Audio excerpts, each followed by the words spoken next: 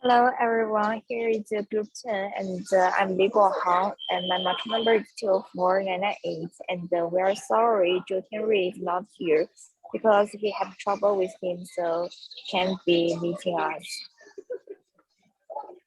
Hello everyone, my name is Wang Qingwei and my metro number is 25130. Okay, next one. Hello everyone, my name is Lei Hani, my metro number is 204661. My name is Khalid Muhammad. My matric number is 204733. And we have five parts about that, and I will present the first one and the two. The first part is about research questions. We have 4 questions about that, and the first question.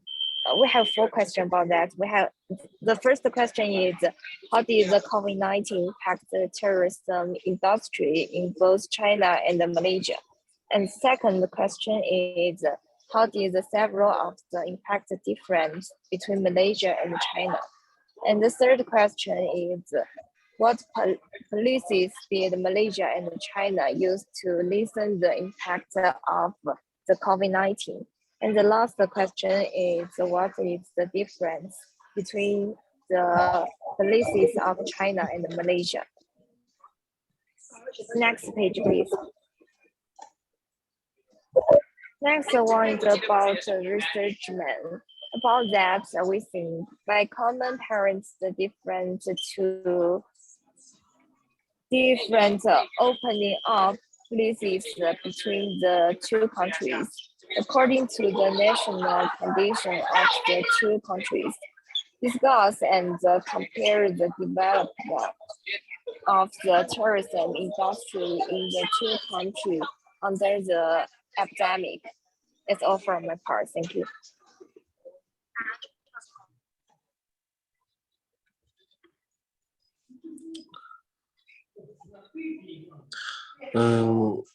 Main objective, the overall objective of this study is to compare the impact of the COVID-19 pandemic of terms in China and Malaysia. Okay, next page.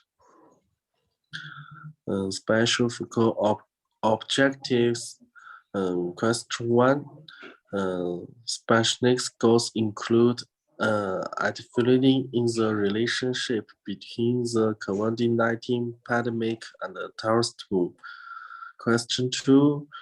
Compare the responses of the Malaysia and the Chinese government to the weakening of tourism. Question 3. Compare the terms of interest after Malaysia's for opening and China's miss opening. Next page. Problem statement. The terms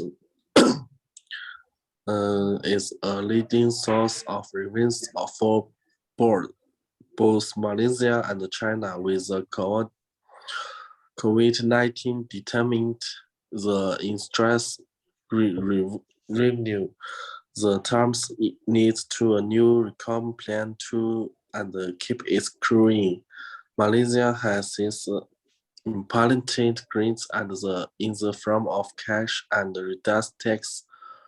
Another solution imposed by the Malaysia government includes at hotels for travelers entering the country. This boosts the hotel industry to a center degree. Aim of study problem statement count. The aim of this study is to know whether China or Malaysia has had a better response to the weakening of their terms in strike. Then highlight the response to policy markers and make better decisions. Okay, next page.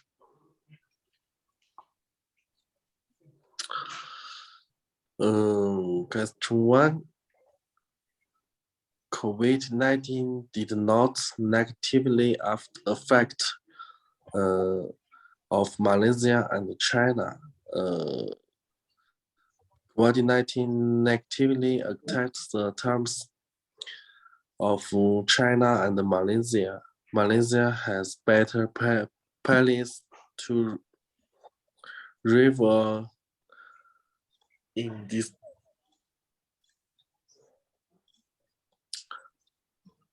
Then China has better police to retrieve terms.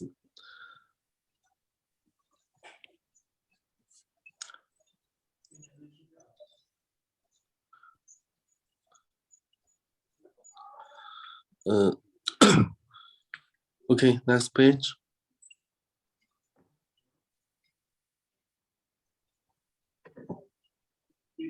Reject new hypothesis.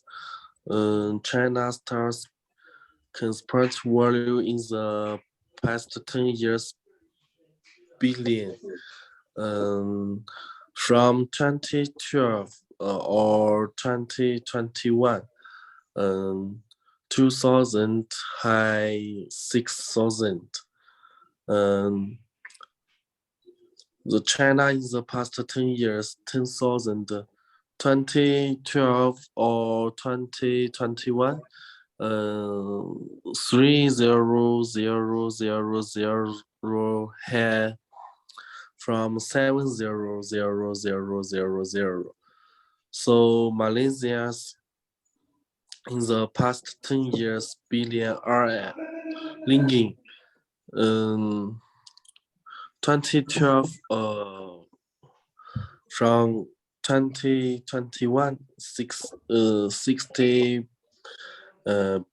billion had not 100 billion. The number of Malaysia in the past 10 years 10,000 2012 or 2021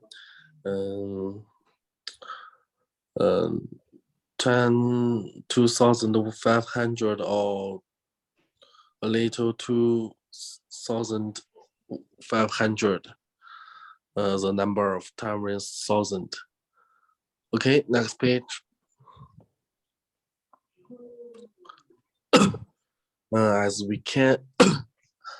we can see, the COVID-19 has badly affected the terms of both China and Malaysia, with China terms from almost 6,000 billion RMB in 2019 to a bit more than 2,000 in 2020, and we less than protect value, where for Malaysia at a decreases from 2,500 to 10,000, linking in 2019 to less than 510,000,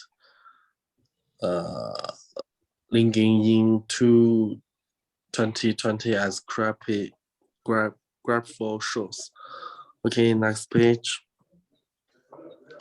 Reject new using model analysis. We can see the arithmetic impact factor and see which policies with after China or Malaysia.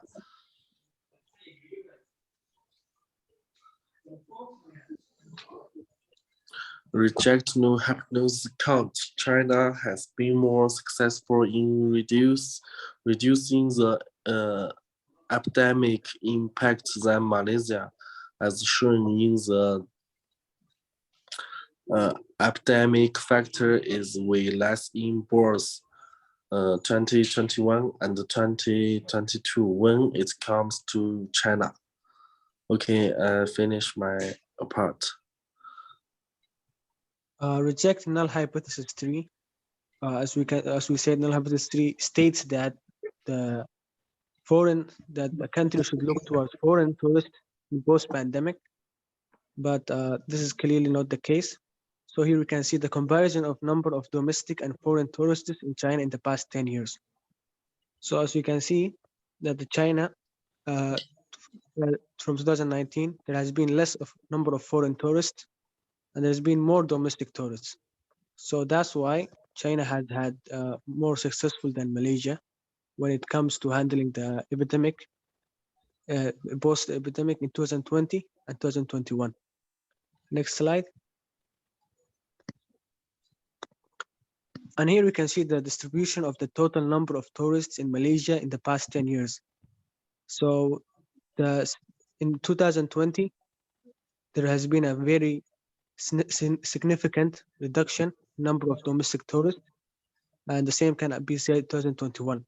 So Malaysia's objective should now be to encourage domestic tourism post-pandemic, because foreign countries are still foreign tourists are still not willing to come to other countries to travel because of the pandemic, but domestic tourism can really help the domestic industry. Next page.